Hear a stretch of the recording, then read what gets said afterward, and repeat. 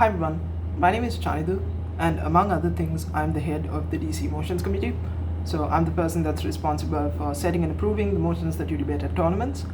And as a part of the Debaters Council Motions Debrief program, today I'll be discussing the semi-finals motion from the recently concluded APIIT debating tournament on culture vouchers. So the full motion reads, this House would replace direct state funding of arts with the regular distribution of culture vouchers. Along with this motion, there's an info slide that explains what a culture voucher is. It's basically a token that you can use to spend on various cultural activities, such as theatre tickets and gallery entrance fees, up to a certain cost, and the state will reimburse you. So they will pay for the cost of you participating in that cultural activity. And the info slide also explains that this program is in place in France and in the works in Germany. So to structure this discussion, I thought firstly I would discuss what I thought the relevant setup in this debate was. Secondly, I would discuss arguments for proposition and opposition.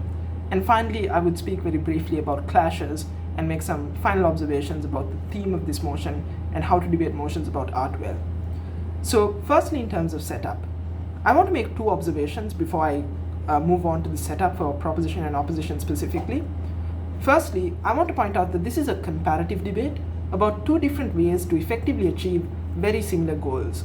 So you need not spend time, I think, in your speeches proving why, for example, art is important, or for example, proving why the subsidization of art is important, because those are probably claims that both sides will agree to.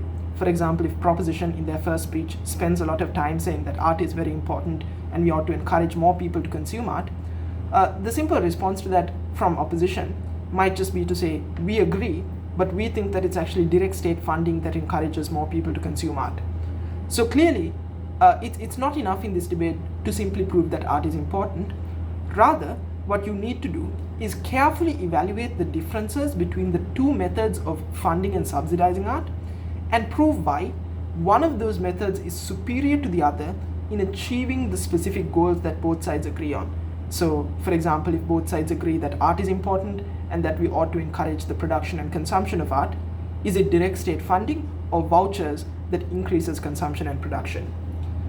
Now, I want to caveat here, though, that just because you have agreed on some sort of basic facts of the debate, that art is important, that subsidizing art is a good thing, doesn't mean that we should ignore this question of what the goal of either side should be entirely.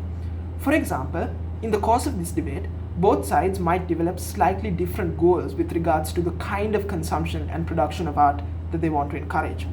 For example, proposition might say, we want to encourage art that has political messages in it because we think it's particularly important. Whereas opposition might say, we want to encourage art that is produced by indigenous and minority people because we think that those people are particularly important. So a discussion of goals and a comparison of which of those goals is more important than the other is also an essential component of the setup of this debate.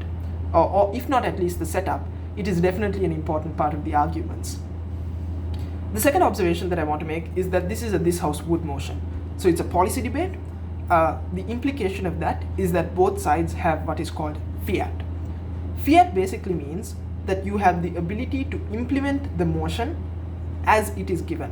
So for example, proposition can replace direct state funding of arts with the regular distribution of culture vouchers. Opposition cannot, for example, make arguments that this policy is so unpopular that no one will ever agree to it, no politician will ever vote for it. This motion gives you the fiat to assume that you have the political will necessary to implement this motion. Similarly, given that it is a policy motion, both sides also have the opportunity to implement a model. Now, there are some limits and restrictions to this model, which we'll discuss somewhat briefly. But both sides are able to give us a description in setup of how they think a system of either culture vouchers or direct state funding will look like. So I think the most important element of setup in this debate really is the model. I think the definition of what direct state funding is quite intuitive. It's just the state directly giving money to the arts. Culture vouchers have already been explained in the info slide. What it means to replace these two programs is quite intuitive as well. So what really matters in this debate from a setup perspective is both sides' models. So beginning with the proposition model, So proposition in this debate obviously needs to model how the distribution of culture vouchers will look like. Three things that you might want to consider when building your model. The first is you might want to give an explanation of how this distribution will be done. For example, you might want to say that it's run by an independent government body that determines how many culture vouchers are issued in a given year based on the budget allocated by the federal government for spending on arts and the culture. This same independent body might also decide to whom these culture vouchers will be given. For example, if you want to give preferential treatment to a particular group of people, such as more culture vouchers for young people, that might be a kind of policy that this independent body can implement. And secondly, they might also decide what programs are eligible for compensation from culture vouchers. So for example, they might decide that sports programs are not eligible because they are not a cultural activity or they are not an art, but movies are. Secondly, as proposition, you might want to give a description of how people are likely to spend their culture vouchers. So this is not strictly a part of your model, but it is an important part of characterizing what the implementation of the model will look like. So a fair characterization might be that given that people have varied interests and their own preferences regarding what mediums of art they consider the most important, some people prefer cinema, some people prefer dance, some people prefer literature, they will likely spend their culture vouchers in a variety of ways. Some people who are already spending on cultural activities, for example, if you go to the orchestra on a monthly basis to hear a performance, might choose to either increase the frequency of the engagement that they have with this cultural activity. So for example, they might choose to go to the ballet more frequently or visit the library more frequently, or they might choose to top up on their existing spending and use the money that otherwise would have gone towards cultural activities for something more important, such as paying for essentials or saving. The third thing that you might want to model as proposition is you might want to include some elements of your model that mitigate some of the most obvious harms that opposition might point out. For example, if opposition tries to say that culture vouchers are a very inefficient system because lots of people will be issued vouchers, but they won't use those vouchers, and that becomes wasted government money that otherwise could have been spent on direct state funding, a simple way that you can model against this is your culture voucher expires after, let's say, maybe 6 months or a year, and if you have not spent it within that time, you will not receive another culture voucher again unless you specifically apply for it. So that discourages people that have no interest in the arts from getting culture vouchers. A second thing that you might say is that if opposition tries to say that minorities receive direct state funding for indigenous art or for minority art, and I'll discuss this later in argumentation, then for that same reason, they can also receive additional culture vouchers on our side of the house, given that the motion does not state that culture vouchers need to be distributed on a one per person basis. So it's plausible that proposition and certain governments might choose to give additional culture vouchers to minorities or to the youth. In terms of the opposition model, opposition obviously needs to model how direct state funding will be allocated. So some things that you might want to consider is, firstly, you might want to say that direct state funding will be allocated in a manner very similar to the way in which culture vouchers are allocated. So the same independent body that proposition uses to decide the distribution of culture vouchers will evaluate the amount of subsidy that a particular gallery or museum or provider of art will receive. The factors that determine how much of a subsidy they receive might be things like the number of people that they cater to, the cultural significance of the art that they are displaying is an important part of your national heritage, and thirdly, whether there is actually a need for this funding or whether they have other sources of private funding such as donations or sufficient profits. The second thing that opposition might want to consider is how art producers will use the subsidies that they receive through direct state funding. So one very obvious thing that they might do is subsidize the cost of production. For example, if you're a museum, you might choose to use this money to pay the salaries of museum curators and other staff. By doing this, you reduce your overall costs, allowing you to offer your services to people at a lower price as well. Secondly, you might consider using this money for expansion. For example, if you're a gallery, you might choose to use this money to rent out a new space and to convert it into additional viewing gallery so that you can display more paintings from a greater number of artists. The third thing that you might want to model, again, in an attempt to mitigate some of the obvious prop harms, are some accountability mechanisms to prevent the misuse of direct state funding. For example, you can say that subsidies would be made conditional on using this money in particular ways. For example, the government might impose a condition that a portion of this money has to be used on subsidizing the cost of accessing this art for low-income consumers, such as season tickets or lower ticket prices for young people like children, as many governments already do if you've ever been to tourist destinations in Sri Lanka. Secondly, you might say that there will be government oversight over how this money is being used, particularly given that the government is choosing to spend this money in art rather than putting it into welfare. And so that obviously means that the government wants to make sure that it's getting the maximum value per dollar from this money. The third thing that you can say is that there might be something like a competitive application process in order to apply for a subsidy. So that ensures that producers of art also have an incentive not to misuse their subsidy, such as only using it to pay themselves higher salaries, because they want to continue to receive additional subsidies in the future from the government. Now, as I pointed out, however, at the beginning, just because you have a model and you have fiat does not mean that either side can assume perfect implementation of the model. As with any government policy, there will be many issues associated with both vouchers as well as direct state funding. Corruption, inefficiency, lobbying, electoral pressures are all things that can affect both how culture vouchers are distributed and how direct state funding is conducted. So it's up to teams to characterize why they think if there are issues associated with any government policy, those issues exist more on the other side and not on their side. The final note that I want to make about setup is that it's important to note here that when we refer to art, we're not just talking about paintings. Obviously, the info slide points this out because we talk about galleries and museums, but it's plausible that these culture vouchers are being used for a variety of cultural activities. So in addition to theaters and galleries that host plays and display paintings, it might also be things like literature, for example, books. It might be music. It might be performance art like dancing, public works like murals and statues, or even things like pop culture, like subscriptions to music streaming services or subscriptions to television streaming services. And obviously, this is a part of the debate, even if you look at just the info slide. For example, the countries where this was implemented, like France and Germany, many people chose to use their vouchers on online subscriptions to podcast services and library memberships. So that is the setup for this motion. So moving on now to the arguments for both sides in this debate. Before I move on again to arguments from proposition and opposition, I'd like to make two observations.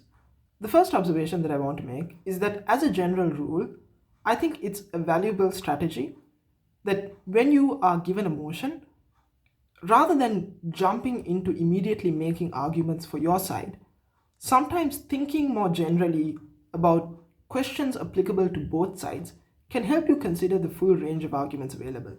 For example, in this debate, rather than immediately jumping into making arguments for proper op, you might want to consider the question of why the government subsidizes art in the first place.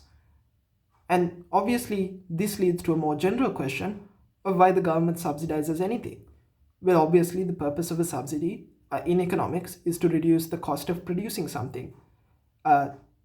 The understanding here is that if something costs less to produce, then you can more easily increase the supply of that thing. So there is more production. Similarly, when something costs less to produce, the price that you need to charge a consumer in order to get that product is also far lower, which also means that the demand for that product increases as well. So clearly, the cost, or rather the purpose of any subsidy is to reduce costs for consumers and therefore encourage demand and consumption, but also to reduce the cost of production for providers of art and therefore to increase production. So by doing this, by asking ourselves this general question, we've already identified the two main stakeholders in this debate, who are the consumers and producers of art. The second general question that we might want to ask ourselves in this debate is, why is art valuable? And why is the government subsidizing art in the first place?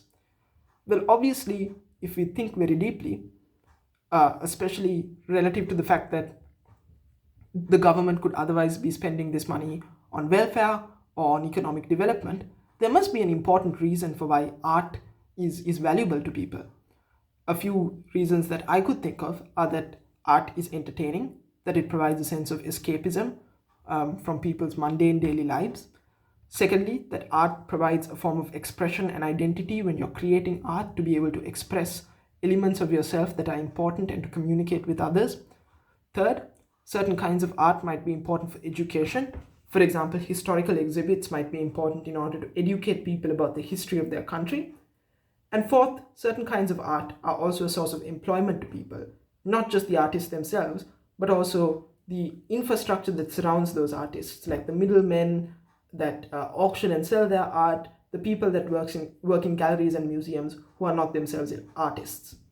So by asking ourselves these two general questions on why the government subsidizes something and why art is valuable, we've already put ourselves in a position to consider the full range of arguments that are available to us as proposition or opposition in this debate, either by proving that we maximize benefits for both producers and consumers, so the two important stakeholders, or by proving that we improve every aspect of what makes art valuable. So you have more entertaining art, more opportunities for expression, better forms of employment, or more educational art.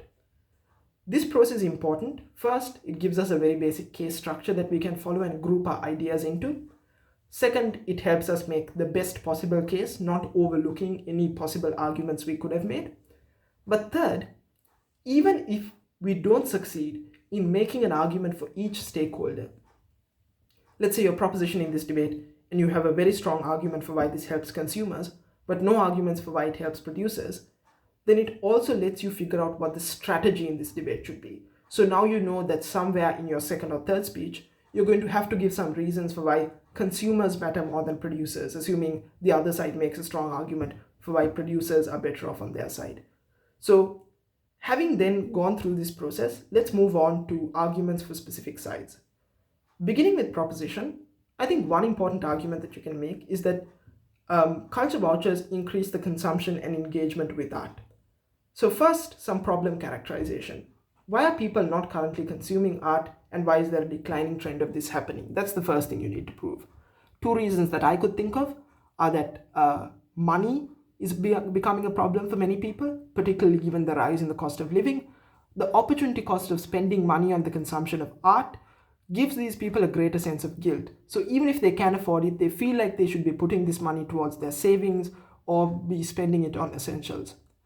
Secondly, people might be discounting the value of art quite a lot as well. For example, a lack of exposure to classical music might mean that they don't know the potential joy that they could gain from listening to something like a concert. Secondly, the availability of short-form content online, which, although sufficiently entertaining to distract people, isn't really as fulfilling and meaningful as watching a drama, which has all the elements of plot and character, as well as some kind of underlying message, which make art valuable, might be another reason for why people are not actively consuming things like orchestral performances, hence why there's a declining trend of live performances of art. The second part of this argument is obviously on why direct state funding isn't enough to solve these problems. Here I think broadly we can discuss two things. The first are the incentives of governments. Why is it that governments have bad incentives to distribute direct state funding in a way that it doesn't encourage the consumption of art?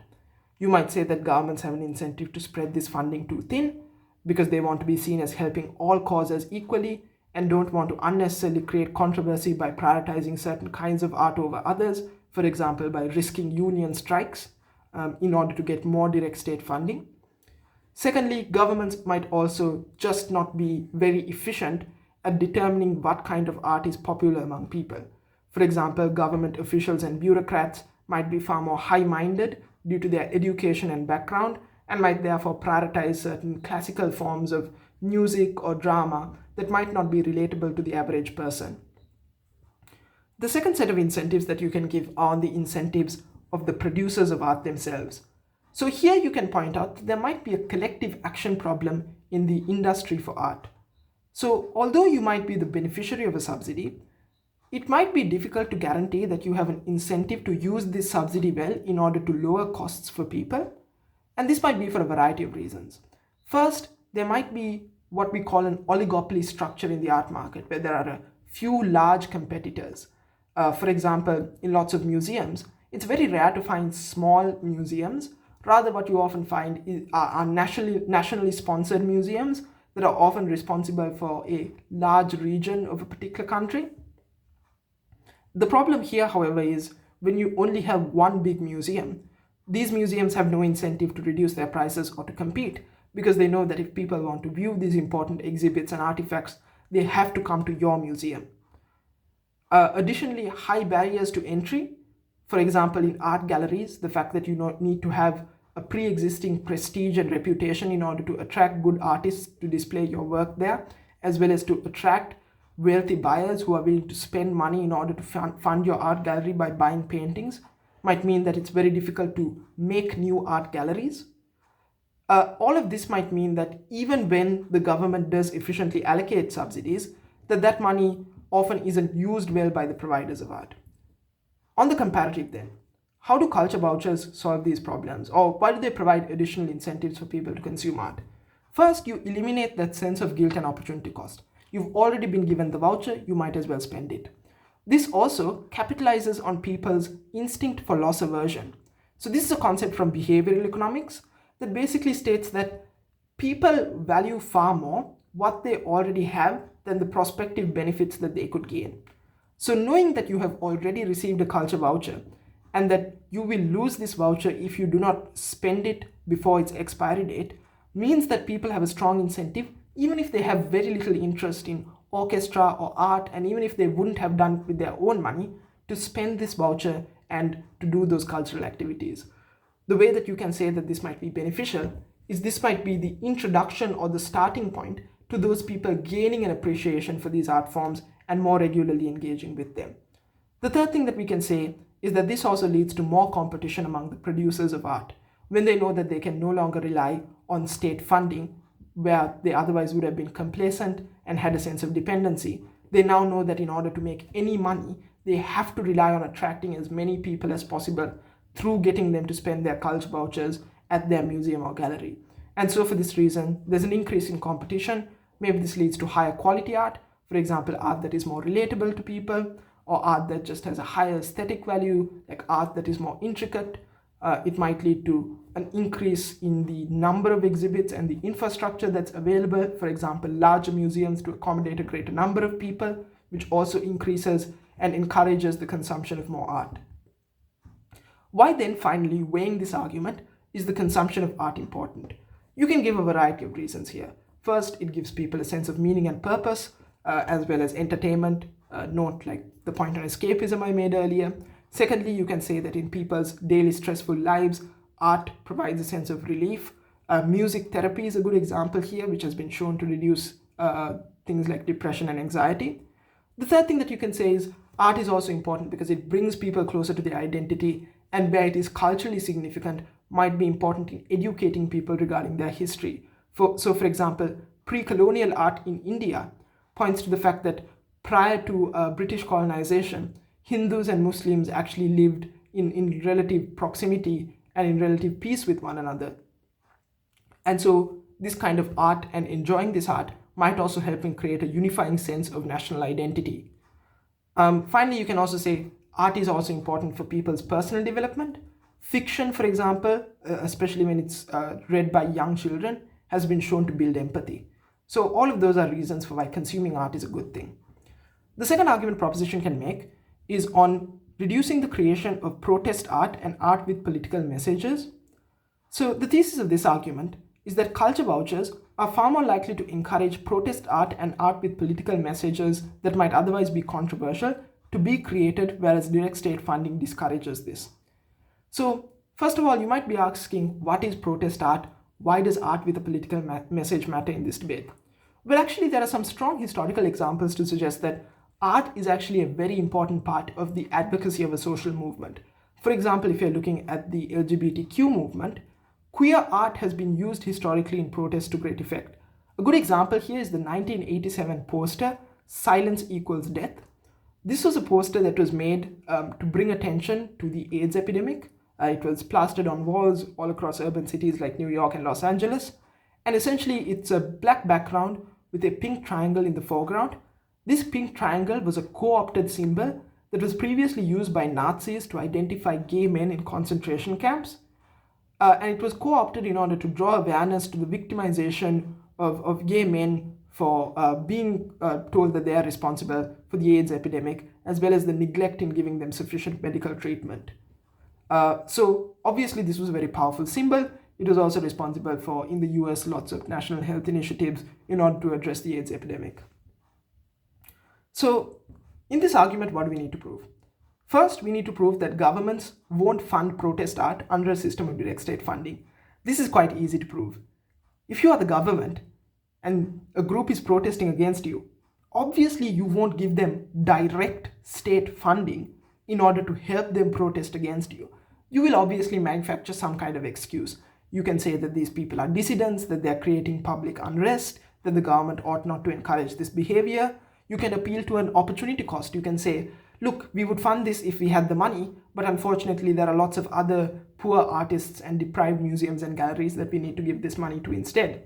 Or thirdly, you can suggest that we don't think that this art is valuable because we don't think it has lots of aesthetic value. We don't think people are enjoying this art.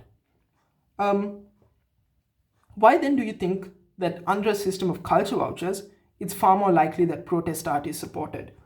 The first thing that you can say is, even if governments theoretically would want to cut off access to funding, a system of culture vouchers makes it far harder to discriminate on who is receiving a culture voucher and who isn't, given that it's given to the consumers of art rather than the producers.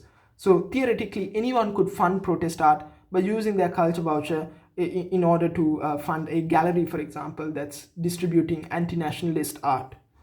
The second thing that you can say, however, and this is if, for example, opposition points out, well, we can just disqualify protest art from being eligible for reimbursement, is that that will likely be a somewhat controversial thing to do, especially relative to direct state funding, because it becomes far harder to appeal to things like the opportunity cost when people are given culture vouchers and actively want to spend their money on protest art, but are not being given the opportunity because the state has disqualified it from its program of reimbursement, versus where this art never existed because the initial state funding that you needed was not even given in the first place because the government just cut off direct state funding. So on why this protest art is important, obviously, I think the prior analysis on this being a rallying point for movements and important for public outreach is good. But you can also say that the co-opting of symbols is important in order to give people a sense of catharsis, especially those within the movement who are actively suffering. Moving on to opposition. For opposition as well, I want to first discuss an argument on indigenous and minority art and why you increase its production and consumption. So again, first, problem characterization. Why is there a lack of the production and consumption of minority art? You can say that there are lots of structural issues in indigenous communities. For example, they're economically disenfranchised, they don't have access to other kinds of jobs, which often means art, which is a generally precarious job market, isn't something that many people want to go into. Second, you can say that within the art world, there are lots of negative stereotypes against indigenous art. For example, the fact that it's primitive and crude, that might deter indigenous artists from entering those spaces. And the third thing that you can say is that there might also be some incentives that are lacking among the minority population themselves. For example, they don't feel like they'll get sufficient support even if they do begin producing indigenous art because the government won't patronize it, or people rather won't patronize it. The second thing then you need to prove is, again, much like the first argument, why under a system of culture vouchers you won't get a lot of patronizing of indigenous art and money for indigenous art. One is indigenous people themselves are not numerically significant enough to fund their own art through their own culture vouchers. So that becomes an important reason for why this funding cannot be self-sustaining. The second thing that you can say is that there's also a lack of interest among a large part of the ethnic majority regarding indigenous art. They don't find it relatable, they don't understand the historical significance and the context of it. And for that reason, they just won't consume this art. Why then, again, given that this is opposition, we are flipping the order of the argument, why will direct state funding enable the creation and the consumption of indigenous art? The first thing that we can say is, although they are a numerical minority, in many places indigenous people are electorally significant. They are concentrated into rural communities, so their local governments care about winning their vote. They are often care far more about how the art budget is distributed than maybe another poor person who is in a similar economic condition that might only care about the government's welfare policies, given that these indigenous people care a lot about the preservation of their culture and traditions. And you might also say that governments have incentives to pander to indigenous people.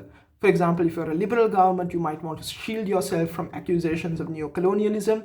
And even if you're not a liberal government that is very pro-indigenous, you might want to simultaneously achieve two benefits at once, which is fund art, but also give people who otherwise might have been economically disenfranchised access to employment, and therefore have to avoid the costs of those people being unemployed. So those are all reasons for why direct state funding is more likely to be given to minority and indigenous art. Why then is this kind of indigenous art very important? I think broadly there are two reasons here. First, for practical reasons, it's quite important. It's a source of employment. For example, in Australia, the Aborigine art industry is a $250 million industry, and it has gained popularity even among average non-indigenous Australian people because the government was willing to initially fund it. But secondly, it's also important for the preservation of the identity and traditions of these people. For example, for many of these communities, the process of creating this art is often a spiritual experience. The Navajo tribes of North America use sand painting as a form of spiritual healing. Similarly, this art, if it is preserved and made permanent, can also be used to pass down these traditions to younger generations where they otherwise might be lost. On the second argument for opposition on increasing access to the production of art. So this argument requires some characterization of why under a system of culture vouchers, people are most likely to consume the art that is already popular. I think there are some very obvious reasons for this. First, it's the most entertaining because it appeals to the lowest common denominator. Think of Hollywood blockbusters that are entertaining to some degree for everyone, regardless of their specific tastes. Secondly, there's some pressure to assimilate towards the mainstream. People want to be involved in discussions of mainstream art. Think of young people, for example, that listen to popular music because they want to discuss it with their friends, even if it is not to their particular taste. Thirdly, you might suggest that richer institutions that produce the popular art also have the money to remain popular through things like advertising. So Hollywood, for example, is able to advertise its movies using the money that it made from its prior profits, which allows it to remain popular. The problem, however, and this actually clashes directly with proposition's characterization of oligopolies and barriers to entry, is that popular art is also generally not very expensive. And again, you can give many reasons for why this is the case. First, because this art is popular, there's an incentive for lots of different people to produce this art, which leads to competition. Think of Marvel and DC that are both producing superhero films, for example. Secondly, there's an incentive for new technologies to arise to make this access to this art cheaper for people. Think of, for example, Netflix and other subscription services that offer many different movies and television shows at lower costs. And thirdly, there's also a democratization of the mediums of creating this art. For example, digital art is now far easier to create. AI means that it's far easier to also develop and program certain digital films. And so for those reasons, competition is also high. The impact of these 2 points of characterization then is that the kind of things that people will be spending their culture vouchers on is the already popular art that is cheap already. The problem is, if you're taking something that's already pretty cheap, let's say it's $5, and just making it a little cheaper, let's say you're making it $4 or $3, that doesn't actually help a lot of people if it was cheap in the first place. Comparatively, what you can prove is that direct state funding can be targeted towards the kind of art that is far less likely to be popular. For example, art from young people or from minority artists who are not the beneficiaries of already being popular and for whom people are not so willing to spend their money. And so in this way, you can actually flip the prop argument and prove that you have more access to the production of art by young people or by starving minority artists who can't otherwise express their identity as a result of not relying on people to select who they are giving their money to. Briefly, in terms of the clashes in this debate. First, I think there's a clash on the consumers of art. For example, proposition's argument on increasing consumption versus opposition's argument on increasing access for poorer artists as well as minority and young artists. Which of those matters more? Secondly, I think there might be a clash on the production of art. So this might be proposition's argument on protest art compared to opposition's argument on indigenous art. Finally, I think there might also be an argument on the government incentives to fund art, which I alluded to earlier. So for example, is it a system of culture vouchers or a system of direct state funding that is more likely to provide stable funding for the arts, is a question that both sides might want to consider in this debate. On a final note, I think two things to keep in mind when debating motions about art are, firstly, I think people have a tendency to consider these as soft motions that don't have strong impacts. That need not necessarily be the case, especially if you can talk about the economic and political implications of funding particular kinds of art or making certain policies surrounding art. The second thing to keep in mind is that use of examples and illustrations of what this funding looks like, of what the impacts of funding particular kinds of art are often quite valuable in making your arguments more realistic. Thank you.